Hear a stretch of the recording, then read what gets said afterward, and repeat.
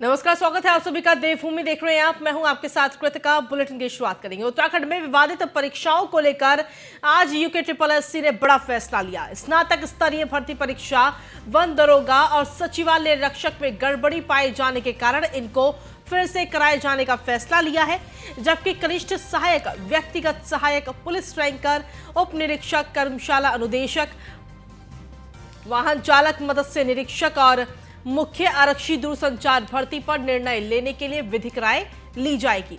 स्नातक स्तरीय परीक्षा, वन दरोगा परीक्षा और सचिवालय रक्षक परीक्षा में गड़बड़ी होने की बात सामने आई थी, जिसके बाद इन तीनों की परीक्षाओं को मार्च के दूसरे सप्ताह में दोबारा कराए जाने का निर्णय लिया गया है।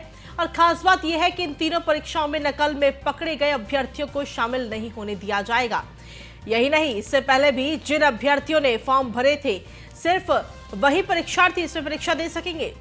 बाकी 7 परीक्षाएं जिनको कैबिनेट ने लोक सेवा आयोग को ट्रांसफर किया था, उन पर अभी निर्णय नहीं लिया गया है। आयोग का मानना है कि इनके लिए शासन से निर्देश लिए जाएंगे, जिसके बाद कनिष्ठ सहायक, व्यक्तिगत सहायक, पुलिस रैंकर्स, वाहन चालक, कार्यशाला अनुदेशक, मत्स्य निरीक्षक और मुख्य आरक्षी दूरसंचार के पद पर शासन के निर्देशों के बाद आगे की कार्रवाई की जाएगी।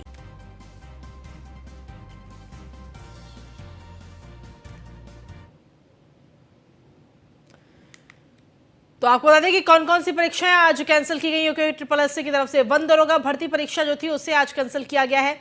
इसके अलावा सचिवालय रक्षक भर्ती परीक्षा, इसे भी कैंसिल किया गया है। स्नातक स्तरीय वीपीडीओ भर्ती परीक्षा, वन दरोगा भर्ती परीक्षा, इन तमाम परीक्षाओं को आज कैंसिल किया गया है यूके की तरफ से।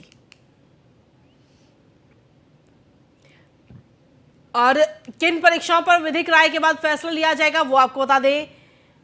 व्यक्तिगत सहायक की जो परीक्षा है उस पर विधिक राय के बाद फैसला लिया जाएगा।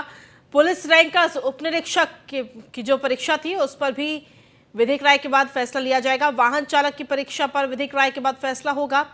कर्मशाला अनुदेशक की परीक्षा पर विधिक राय के बाद फैसला लिया जाएगा। मत्स्य निरीक्षक की जो परीक्षा है उस पर भी विधिक राय के बाद फैसला होगा। मुख्य आरक्षी दूरसंचार, उस पर भी विधिक राय ली जाएगी। एसएससी ने आज बीते वर्ष जो परीक्षाओं पर विवाद था उसमें प्रेस कॉन्फ्रेंस कर स्थिति साफ कर दी है। जो यूकेएसएससी के चेयरमैन अध्यक्ष हैं जीएस मार्तोलिया सर, वो हमारे साथ इनसे बातचीत करते हैं। सर, आज आप लोगों ने बड़े निर्णय लिए हैं, अब शासन से किस प्रकार की अनुमति का आप लोगों को इंतजार है?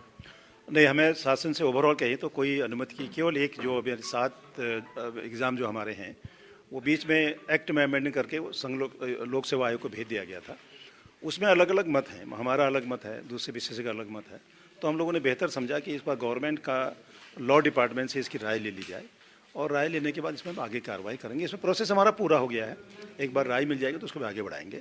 बाकी जो 3 एग्ज़ाम हैं जिसके बारे में हमने री एग्ज़ाम की बात की, कैंसिल नहीं कर रहे हैं हम लोग, उनके लिए री एग्ज़ाम करेंगे, लेकिन वो बच्चे उसमें नहीं बैठेंगे जो इस पूरे बदमाशी में जो शामिल थे, उन बच्चों को मौका नहीं दिया जाए। सर, ये कौन से 3 एग्जाम हैं जो आप एग्जाम में जा रहे हैं, और वो 7 परीक्षाएं कौन सी हैं जो लोक सेवा आयोग हरिद्वार को रेफर हो गई हैं, परंतु एक तकनीकी रूप से दिक्कत ये है कि लोक सेवा आयोग को रेफर हो गई, तो आप कैसे संपन्न कराएंगे?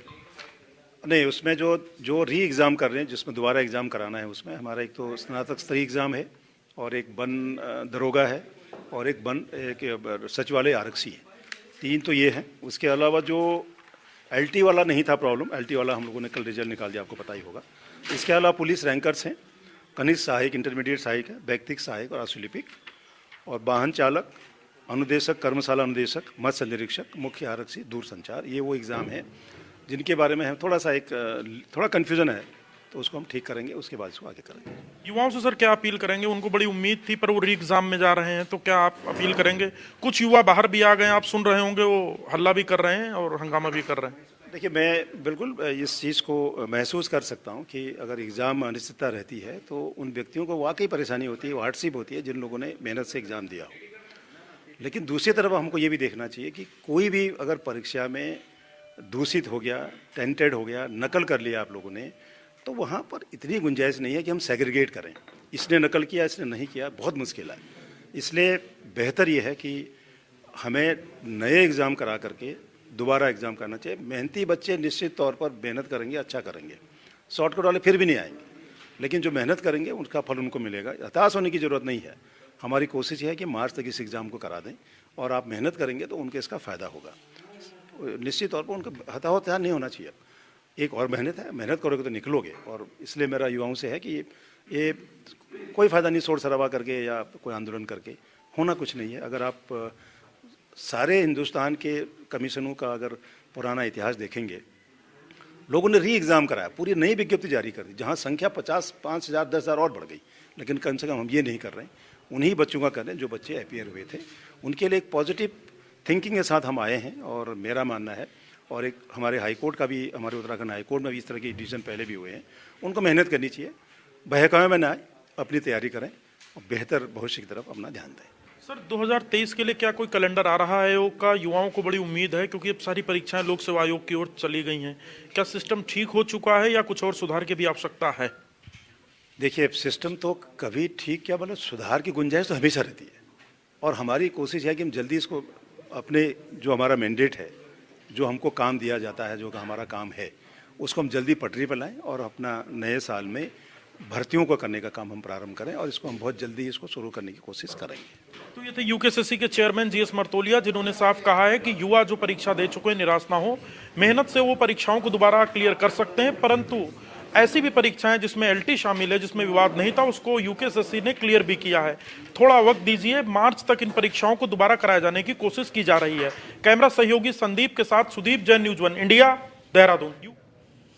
और चलिए बुलेटिन में आगे बढ़ेंगे, बात करेंगे अब देहरादून की, जहां पर यूके दफ्तर के बाहर युवाओं की तरफ से हंगामा देखने को मिला है। यूपी अगर देखा जाए तो यूके के निर्णय का विरोध युवा कहीं ना कहीं करते हुए नजर आ रहे हैं। यूके के बाहर बड़ी संख्या में फोर्स इस वक्त तैनात की गई है।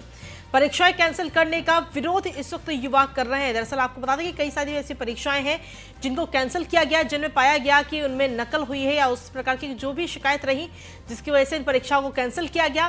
तो यूके के इस फैसले का विरोध कहीं ना कहीं युवा करते हुए नजर आ रहे हैं। और ये तस्वीरें भी इस वक्त आपको दिखा रहे हैं, जहां यूके के निर्णय का विरोध इस वक्त युवा कर रहे हैं।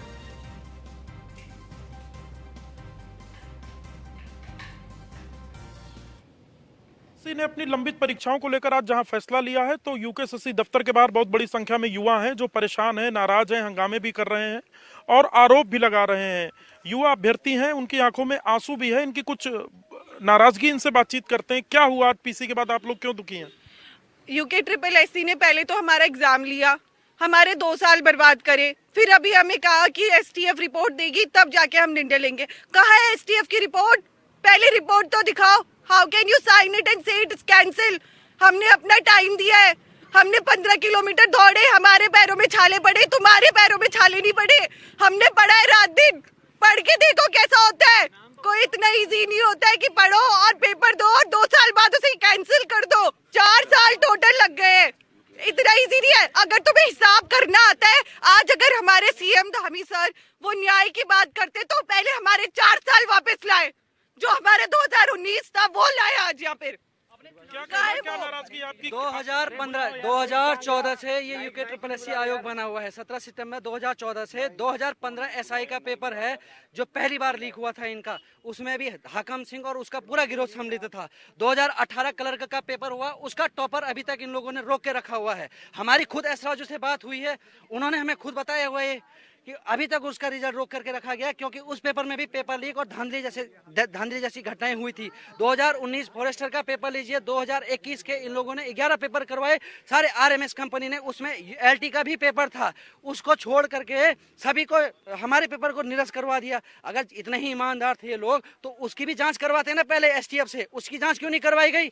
तो युवा नाराज हैं, कह रहे हैं कि कुछ परीक्षाओं को निरस्त क्यों किया गया? क्या नाराजगी आप लोगों की? क्या यूकेएसएससी ने क्या निर्णय सही नहीं लिया? सर नाराजगी है, एक चीज बताइए सर, आप सरकार ने आयोग की स्थापना कर रखी है, आयोग की स्थापना होने के बाद लगातार धांधलियां चल रही है और 2022 आ गया है। इतने सालों से इन लोगों ने इनकी रिस्पॉन्सिबिलिटी भी नहीं सही ढंग से समझ पाए और यहाँ पे सरकार का, हमारी उत्तराखंड सरकार का पैसा इन्होंने खर्च किया है। और ये क्या पैसा निरस्त करने के लिए गया था जब इनकी बच्ची एग्जाम लेने नहीं थी? ये आईएएस अधिकारी हैं, सचिव हैं, क्या इनको एग्जाम कंडक्ट करवाना नहीं आता है? और आज किस मुंह से बोल रहे हैं ये मर्दोलिया जी, किस मुंह से बोल रहे हैं कि हम एग्जाम करवाएंगे? अरे तुम्हारी बस की एग्जाम करवानी नहीं है, तुम्हारी बिल्कुल कैपेबिलिटी नहीं है। तुमसे अच्छा तो कौन है जो सड़क पे मूंगफली बेचता है, उसको पता है उसके अंदर योग्यता है। तुम लोग सिर्फ आईएएस हो, आईपीएस हो, तुम्हारे अंदर कोई काबिलियत नहीं है। वो नाराज है। इनका कहना है कि यूकेएसएससी ने जो परीक्षा निरस्त करने का निर्णय लिया, इसमें इनका समय और पैसा बहुत बर्बाद हुआ और आज भी इनका भविष्य अधर में है और ये अपना पैसा भी वापस मांग रहे हैं। बहरहाल देखना होगा युवाओं का अगला निर्णय क्या होगा। हालांकि यूकेएसएससी अपना निर्णय ले चुका है। कैमरा सहयोगी संदीप के साथ सुदीप जैन, न्यूज़ 1 इंडिया। और चलिए बुलेटिन में आगे बढ़ेंगे। भारतीय क्रिकेट टीम के खिलाड़ी ऋषभ पंत आज सड़क हादसे में गंभीर रूप से घायल हो गए। ऋषभ पंत की BMW कार उस समय हादसे का शिकार हो गई जब वो दिल्ली से अपने घर रुड़की आ रहे थे। रुड़की के नारसन बॉर्डर पर उनकी कार का एक्सीडेंट हो गया। डिवाइडर से टकराने के बाद ऋषभ की कार में आग लग गई। ऋषभ पंत की कार पूरी तरह जलकर खाक हो गई। ये तस्वीर भी आपको दिखा रहे हैं, जिसके बाद में शीशा तोड़कर ऋषभ को गाड़ी से बाहर निकाला गया। देहरादून के मैक्स अस्पताल में उनका इलाज इस वक्त चल रहा है। बीसीसीआई के मुताबिक ऋषभ के माथे पर 2 कट लगे हैं और उनके दाहिने घुटने में लिगामेंट फट गया है और उनकी दाहिनी कलाई, टखने, पैर के अंगूठे में भी चोट लगी है। उनकी पीठ पर भी चोट लगी है। ऋषभ की हालत काफी स्थिर इस वक्त बनी हुई है और उनका मैक्स अस्पताल देहरादून में इलाज चल रहा है। डॉक्टरों के मुताबिक ऋषभ पंत खतरे से बाहर है और उनके पैर में फ्रैक्चर हुआ है। हादसे के वक्त ऋषभ गाड़ी खुद चला रहे थे। वहीं मुख्यमंत्री पुष्कर सिंह धामी ने भी वाहन दुर्घटना में घायल क्रिकेटर ऋषभ पंत के बारे में अधिकारियों से जानकारी ली। सीएम ने उनका समुचित इलाज कराने की सभी संभव व्यवस्था सुनिश्चित करने के निर्देश दिए। मुख्यमंत्री ने ऋषभ पंत की शीघ्र स्वास्थ्य लाभ की कामना करते हुए कहा कि उनके इलाज का सारा खर्च राज्य सरकार द्वारा वहन किया जाएगा। अगर एयर एम्बुलेंस की आवश्यकता होती है तो उसकी भी व्यवस्था की जाएगी। आज जो ये हादसा हुआ उसकी 4 तस्वीरें इस वक्त आपको दिखा रहे हैं। इस हादसे का सीसीटीवी फुटेज भी इस वक्त सामने आ चुका है और हादसे के बाद में किस तरीके से गाड़ी में आग लगी वो वीडियो भी आपको दिखा रहे हैं। उसके बाद में तीसरी तस्वीर में आप देख रहे हैं कि किस तरीके से जो हादसा जिस जगह पर ये हुआ, जहां पर ये गाड़ी हादसे का शिकार हुई, उस जगह की क्या कुछ कंडीशन और गाड़ी की क्या कंडीशन है। और चौथी तस्वीर में आप देख रहे हैं खुद ऋषभ पंत को, क्योंकि उनके भी कई सारे वीडियोस और फोटो इस वक्त सामने आ गए हैं इस हादसे के बाद के। हालांकि इलाज अभी अस्पताल में उनका चल रहा है। क्रिकेटर ऋषभ पंत अभी हॉस्पिटल में आए हैं और इनिशियली डॉक्टर्स की टीम उनकी देखभाल कर रही है, अंडर इवैल्यूएशन है वो, और कुछ जांचों के बाद ही हम आगे डिटेल बता पाएंगे।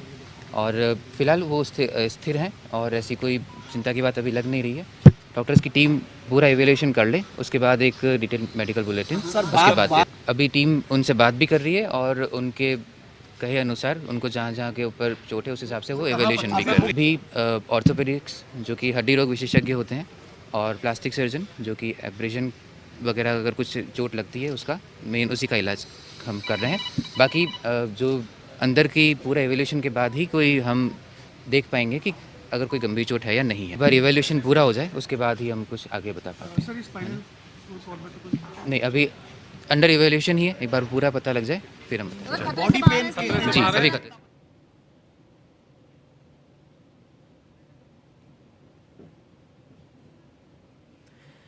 तो ये तस्वीर इस वक्त आपको दिखानी है। सीसीटीवी फुटेज भी इस वक्त सामने आ चुका है। आज सुबह ही ये हादसा हुआ है।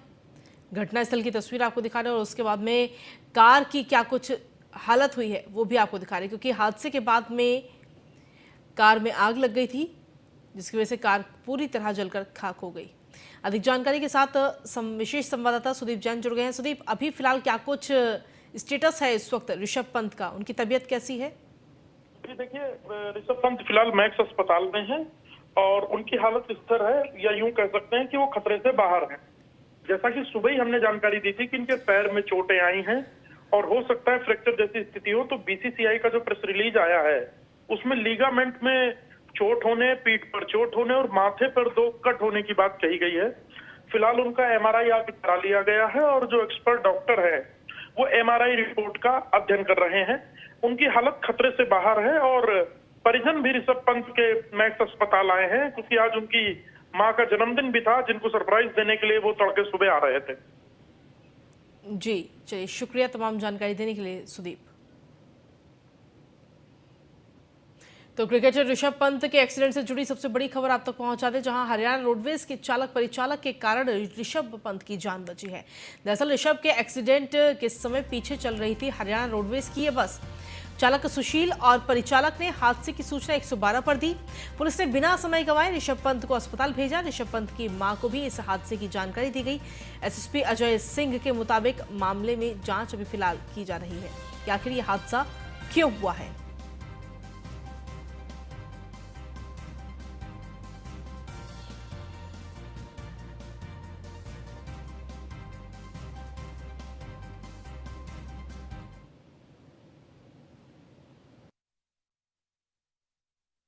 देखिए, प्रातः 5:22 जो टाइम का पता चला था, दिल्ली रुड़की हाईवे पर जो है ऋषभ पंत जी दिल्ली से आ रहे थे अपने घर की ओर, तो वहाँ डिवाइडर से गाड़ी लड़ने के कारण जो पलटी थी, इसके बाद उसमें आग लग गई थी। वहीं पर हरियाणा रोडवेज की एक बस भी जा रही थी, उनके ड्राइवर थे सुशील कुमार, इनके द्वारा तत्काल कंडक्टर के साथ उसमें मदद की गई और 112 को फ़ोन किया गया। चूँकि नारसन चेक पोस्ट पर हमारी पुलिस वहाँ रहती, वहाँ 10 मिनट के अंदर ही पुलिस पहुँचने के बाद उनको एम्बुलेंस के माध्यम से जो है नियर बाई हॉस्पिटल में लाया गया प्राथमिक उपचार के लिए, जहाँ पर डॉक्टर ने बताया कि वो खतरे से बाहर है, उनको कोई ग्रीवियस इंजरी नहीं है, लेकिन उनको हायर सेंटर के लिए रेफर करने के लिए बताया गया, जिसपे लाइफ सेविंग हमारी जो एम्बुलेंस होती है उसको अरेंज करने के बाद उनको higher centre Doon Max hospital भेज दिया गया, जहां पर वो सकुशल पहुंच भी चुके हैं। साथ ही साथ उनकी मदर को भी सूचना मिलने के बाद पुलिस द्वारा जो है उनको घर भेज के गाड़ी उनको लाया गया और उनके साथ वो उनको रवाना हुई। प्राथमिक जो जानकारी मिली है उसमें यह पता चला है कि झपकी लगने के कारण जो मॉर्निंग में रहता है, इस कारण से जो है गाड़ी अनियंत्रित होकर लड़ गई थी। बाकी अन्य पहलुओं के लिए भी हम इसमें हमारी टीम जो है सीसीटीवी फुटेज अन्य चीज़ों की जाँच कर रही है। बाकी अभी तक की जो जानकारी है उसमें वो सकुशल है, कोई लाइफ थ्रेटनिंग इंजरीज नहीं है। भारतीय क्रिकेटर ऋषभ पंत फिलहाल देहरादून के मैक्स हॉस्पिटल में भर्ती हैं। डॉक्टरों का पैनल लगातार उनकी जांच कर रहा है। मैक्स हॉस्पिटल के मेडिकल सुपरिटेंडेंट आशीष याग्निक के मुताबिक ऋषभ की स्थिति फिलहाल सामान्य है। वो लगातार डॉक्टरों से बातचीत भी कर रहे हैं। सीएम पुष्कर सिंह धामी ने भी ऋषभ की मां से फोन पर बातचीत की और अच्छे इलाज का भरोसा दिलाया। सीएम धामी पहले ही बोल चुके हैं कि ऋषभ पंत के इलाज का सारा खर्च सरकार वहन करेगी।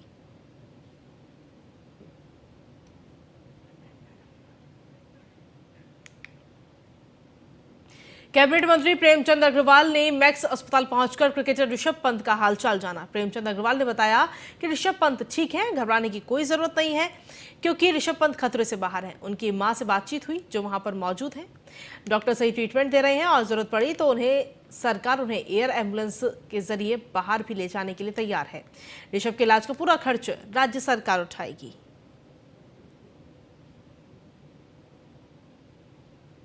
सुबह 5:30 बजे लगभग जिनका एक रोड एक्सीडेंट में घायल हुए मैक्स हॉस्पिटल में भर्ती हैं। भगवान की बड़ी कृपा है कि बहुत सीरियस इंजरी तो नहीं है, लेकिन जिस प्रकार से यहाँ उपचार चल रहा है और अभी उनके MRI होनी है, मैं समझता हूँ कि खतरे से खाली है। और माननीय मुख्यमंत्री जी ने भी उनकी माताजी से बात की है, मैंने बात की है और सरकार ने इनका पूरा खर्चा उठाने का निर्णय लिया है। और आवश्यकता अनुसार यदि कहीं भी ले जाने की बात पड़ी तो माननीय मुख्यमंत्री ने कहा है कि इनको एयरलिफ्ट भी करना पड़ा तो करें।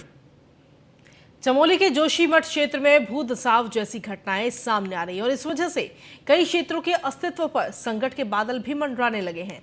कई तरह के निर्माण कार्यों और जल निकासी का उचित प्रबंधन भी नहीं होने की वजह से इस तरह की घटना भी हो रही है। इसी पर देखिए हमारी ये खास रिपोर्ट।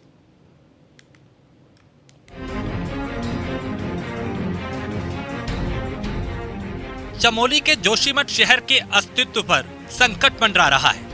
पिछले कई दिनों से भू धसाव के कारण जोशीमठ के कई मकानों में दरार आ गई है। लगातार हो रहे भू धसाव से शासन प्रशासन की चिंता बढ़ रही है। वही जिनके पास विकल्प है वो अपने घर छोड़ रहे हैं। स्थानीय लोग इस पूरी घटना का जिम्मेदार टनल का निर्माण कार्य कर रही NTPC को मानते हैं। जोशीमठ के अस्तित्व को बचाने के लिए अब लोगों ने आर पार की लड़ाई का ऐलान कर दिया, जिसको कांग्रेस विधायक राजेंद्र भंडारी ने भी समर्थन दिया है। अब तो मेरे पास कुछ नहीं है, मैं बर्बाद हूँ। बच्चे भी वैसे नहीं है जो कि अच्छी सर्विस वो करे। मेरे तो कुछ नहीं, न साथ है, एक विधवा भाभी है साथ में। मैं तो इतना बर्बाद हूँ इस मकान से। जो मेरी कमाई थी वो खत्म हो गई। कि वहाँ उनके टनल से कोई खतरा है अथवा नहीं है, ये ना हम तय कर सकते हैं और ना एनटीपीसी तय कर सकते हैं। इसे अगर कोई तय करेगा तो विशेषज्ञ तय करेंगे। जो इस बात के विशेषज्ञ हैं वो बताएंगे कि उनकी जो सुरंग है उससे खतरा हो रहा है नहीं हो रहा है। इस मामले में जो है मैंने कहा कि साइंस जर्नल में छपा हुआ गढ़वाल विश्वविद्यालय के पूर्व भूगर्भ शास्त्री का पेपर छपा है, इसमें उन्होंने एनटीपीसी की टनल को जिम्मेदार बताया है। इसके अलावा जो है तमाम भूगर्भ विज्ञानियों ने इस बात को कहा है, चाहे वो डॉक्टर नवीन जुयाल हों, डॉक्टर एसपी सती हों, सबने इस बात को कारण माना। 9 वार्ड जोशीमठ में 9 के 9 वार्डों में हमारे भूदसाव हो रहा है। हम भी निरीक्षण करने गए, हमारे कर्मचारी भी गए, उन्होंने जो आंकड़े जो प्रस्तुत किए हैं, लगभग हमारा 500 से 500 साढ़े 500 के लगभग मकान अभी तक आज की डेट तक क्षतिग्रस्त होने के कगार पर हैं। लगभग 50% तो पूर्ण रूप से क्षतिग्रस्त हो चुके हैं। इस मामले में मुख्यमंत्री पुष्कर सिंह धामी ने भी बयान दिया और उन्होंने जोशीमठ में भूस्खलन पर कहा कि हम इस स्थिति को देख रहे हैं, इसके लिए विशेष भूवैज्ञानिकों की टीम बनाई गई है जो लगातार निगरानी कर रही है, जबकि भू धसाव पे एनटीपीसी के अधिकारी सफाई देते नजर आ रहे हैं। एनटीपीसी अधिकारियों का कहना है कि जो भी जमीन का धसाव हुआ है उसकी स्थिति जोशीमठ में बनी है। एनटीपीसी के अधिकारियों का कहना है कि जो भी हालात यहाँ पे बने हैं उसका टनल निर्माण से कोई लेना देना नहीं। उस पर जांच चल रही है और जो हमारे अनुसंधान करने वाले जो संस्थान हैं, वाडिया इंस्टीट्यूट से लेकर तमाम प्रकार के इंस्टीट्यूट उस पर अपना आकलन कर रहे हैं और उसी के आधार पर हम लोग आगे कार्रवाई करेंगे। इसमें जो धसाव का मुख्य कारण है सब प्राकृतिक कारण है। इसमें एनटीपीसी के परियोजना से या उसकी टनल से या उसके बैराज से इसका कोई प्रभाव नहीं है। ये जोशीमठ से बहुत दूर है। उससे वर्टिकली देखें तो ये 1.25 किलोमीटर नीचे है और हॉरिजॉन्टली देखें तो जोशीमठ से ये 1.25 किलोमीटर दूर है। और अगर नदी के किनारे से जाए 2.5 किलोमीटर करीब दूर हो जाती है, तो इसका प्रभाव बिल्कुल भी नहीं है ये सब घटनाओं से।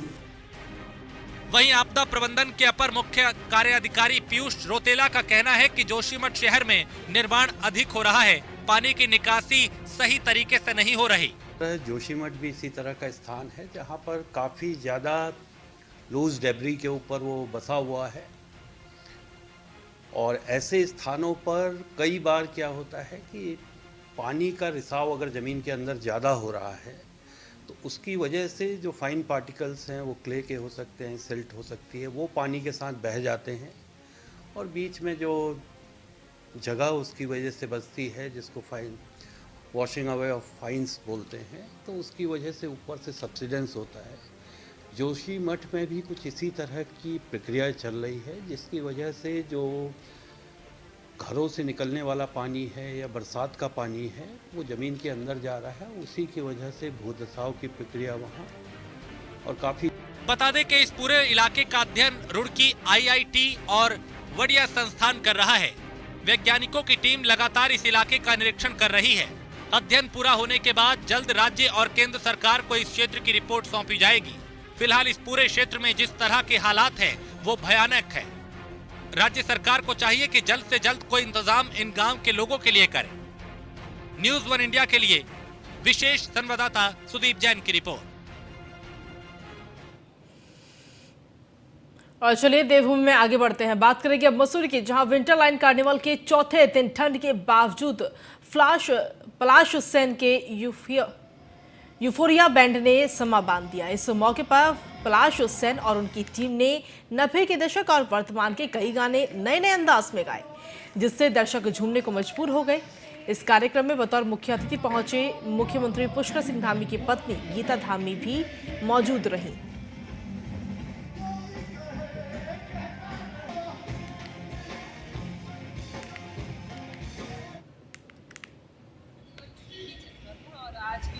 का बैंड आया था तो उसमें काफ़ी जोश था और काफ़ी लोग आए और अच्छा चल रहा है और लोगों का रिस्पॉन्स भी बहुत अच्छा है काफ़ी। यहाँ पे एक पूरा मिक्स था, लोकल कल्चर भी थी, बाहर से भी आर्टिस्ट को बुलाया गया था, लोकल कुजीन लोगों ने बहुत पसंद किया, तो एक बहुत ही अच्छा पैकेज था इस बार कार्निवल में और सभी ने बहुत। यही मेरी अपील रहेगी सबसे, कोविड अप्रोप्रिएट बिहेवियर का पालन करें सभी लोग और मास्क लगाएं। और इसी के साथ फिलहाल देवभूमि में इतना ही। नमस्कार।